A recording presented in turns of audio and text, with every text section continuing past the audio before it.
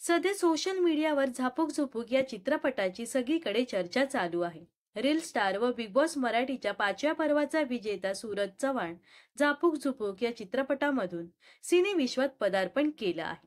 केदार शिंदे दिग्दर्शित झापूक झुपूकने चौथ्या दिवशी किती कमाई केली याची आकडेवारी आता समोर आली आहे.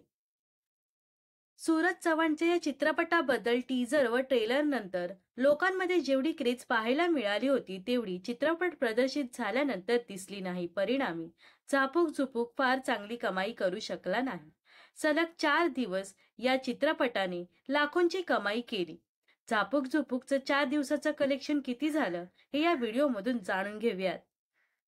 इंडस्ट्री टॅकर सायक्लिंगने दिलेल्या आकडेवारीनुसार सूरज चव्हाणच्या झापूक झुपूकने भारतात पहिल्या दिवशी 24 लाख इतकी कमाई केली, तर दुसऱ्याच दिवशी म्हणजेच शनिवारी सूरज चव्हाणच्या चित्रपटाने 24 लाखांचा गल्ला जमवला होता. तर तिसऱ्या दिवशी म्हणजेच रविवारी सूरजच्या सिनेमाने फक्त 19 लाखांची कमाई केली आहे. तर चौथ्या दिवशी म्हणजेच सोमवारी झापूक झुपूकने 14 लाखांची कमाई केली आहे. झापूक झुपूकचं 4 दिवसाचं कलेक्शन 81 लाख रुपये झालं आहे.